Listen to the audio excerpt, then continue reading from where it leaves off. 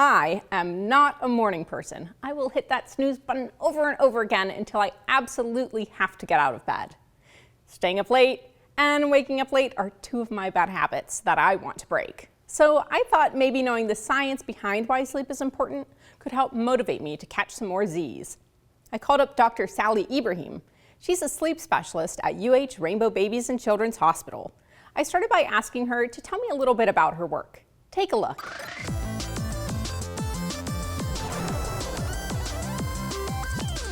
I'm a sleep doctor. I'm a medical doctor, so I see patients in clinic, and I also read sleep studies. When people go to spend the night in the lab, we get some data and we understand what their sleep disturbances are. And so I see patients with sleep disorders of all kinds, from insomnia, meaning you can't sleep, to hypersomnia, too much sleep, and everything in between that relates to sleep. And so why is sleep so important?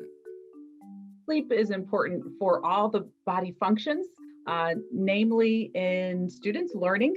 We do a lot of active learning when we're sleeping, and the more sufficient sleep we get, the better and more likely we're going to retain our knowledge the next day. And so that's why a lot of teachers will say, get a good night's sleep, because we know that memory consolidation happens in sleep. There's also a bunch of other things that happen in sleep. For example, we can regulate our sugar control, regulate our heart health, and so many other things that are healthy for us to thrive. So if I stay up really late cramming for a test, I might not remember what I've been studying if I don't get enough sleep?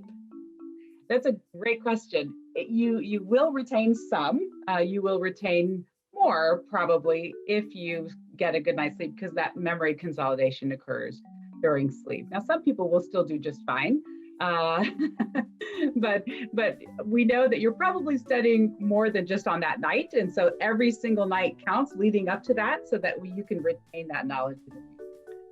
Okay, and so how much sleep should someone who is 8 to 12 years old get?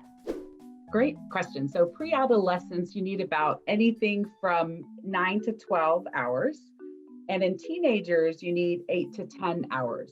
And so those are minimal numbers. The minimum number for teenagers, 8 hours, and the minimum number for pre-adolescent is 9 hours. What are some, tips that you have for when I'm getting ready to go to bed to make sure that I get a good night's rest? The tips are making a regular bedtime, making a regular wake time. That's between 1 or 2 hours of your typical weekday wake time. Some students, my daughter included, who's in 6th grade, thinks that it's okay just to get all your sleep on the weekend. But the weekend's only a couple of days, and we have that full 5 days to really work with. We want to avoid caffeine, and that can look like a lot of things, chocolate being one, close to bedtime and with dinner. And we want to reduce our stress levels and make some progress towards bedtime when it's time for bedtime. And you said that your daughter had some tips about electronics at night? It may be hard to get away from electronics. And so, and that's what she mentioned to me. She said, kids are going to be on their electronics. You have to tell them what to do and what not to do. And she's actually right scientifically, interestingly. So the science is that some electronics may not be so bad. It depends on what we're doing on it. And if those, so things that are very engaging, when our mind is really active, will be bad for us. Some of the things that may be more helpful are things like listening to music that's soothing, relaxing, not so alerting, things that just calm us. There could be a nice, easy podcast to listen to, for example, something to put our mind in a relaxed position. So you got to be really smart about what you're doing at night so that when you wake up, you'll be smarter. Choose wisely. That's right. Spot on Science is featured in full episodes of NewsDepth, a presentation of Ideastream Public Media, connecting today's students to today's world. To spot some more science, visit newsdepth.ideastream.org and click the Spot on Science button.